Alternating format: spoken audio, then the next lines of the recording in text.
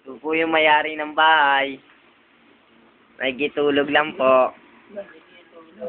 Ito po si Kenneth. Ang popogi po nila. Si Walong. Yung bagong gising. Pa-cute. Si Kilim. Si Walong pa-cute. Yun.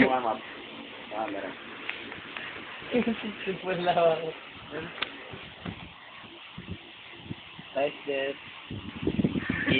Ayaw. Tapos kilig-kilig.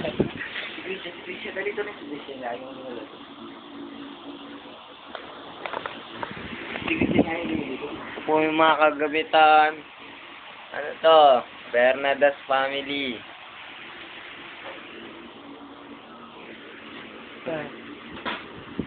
Ay, saka Jo.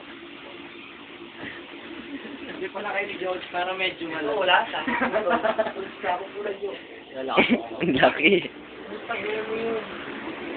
Dugo, baka matanggal yan, mawasak sa tawang ko. Yung Kenneth.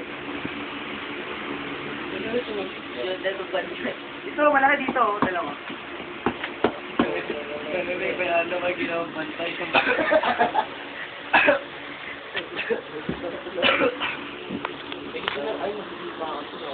Tignan mo ng pwesto ni Balong tangina pre. Tama wala ko tingin. Ganda sa tribo namin kailangan malaki ang pwesto.